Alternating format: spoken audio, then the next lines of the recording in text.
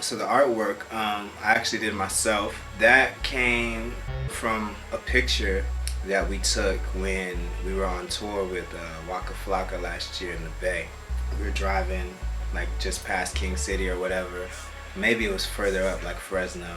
And we saw like this dope area. It was just green grass and then just so much fog. You could only see maybe 10 feet past the barbed wire fence. So we got out and we took a series of pictures there.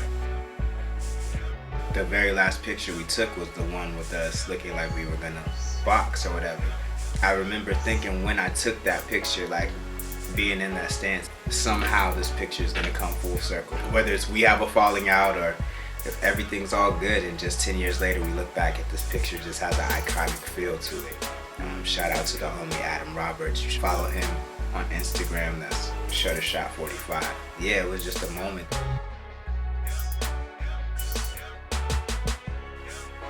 So I chopped up the sample from Beirut, this group. I don't know where they're from. I really don't know anything about them. I just had one of their YouTube videos on my playlist because it's really, really dope and I like that song, that sound. So chopped up that sample and the lyrics just started coming to me.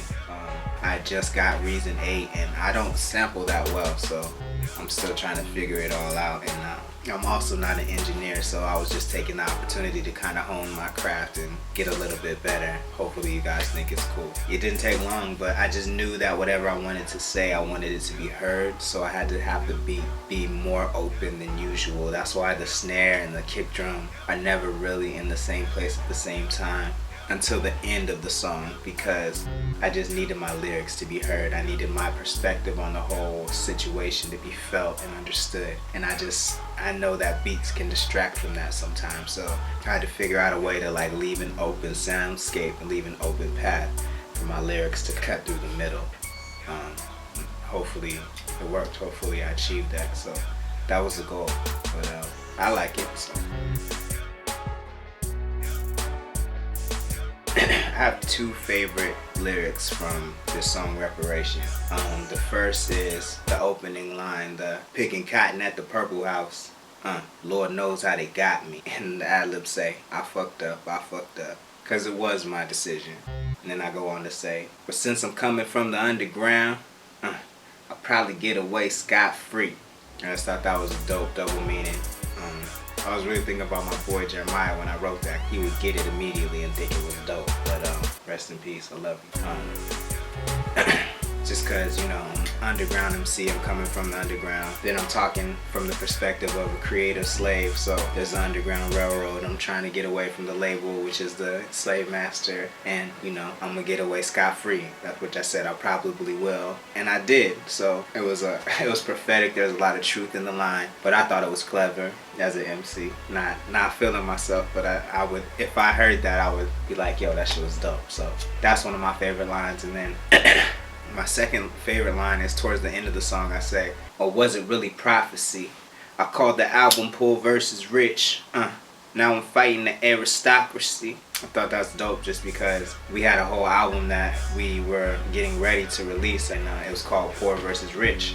And we had a lot of different conversations about classism, and you know, he's a very, very rich man, so he has the perspective that I don't have. He has the rich perspective, and I'm not like a fucking third world or nothing, but I'm definitely not rich and by any means. So I have the perspective of the working class, the nigga that's still trying to even see what the American dream tastes like, versus the person whose family helped write the script for what the American dream looks like. So those two contrasts were really dope, and you know, he is an aristocrat. So, you know, he threatened to sue me based on him wanting to release this album without me being a part of it. So I just thought it was very ironic that I called the album Poor versus Rich, and now I'm fighting an aristocracy and I'm kind of poor and he's rich, and you know, it was just very interesting how that all came to pass. So I thought that lyric was really dope.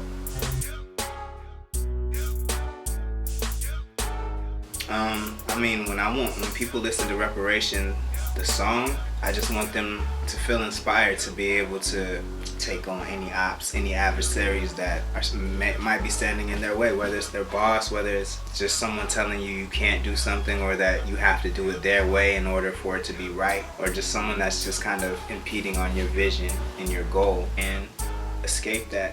And it doesn't have to be violent, it doesn't have to be aggressive.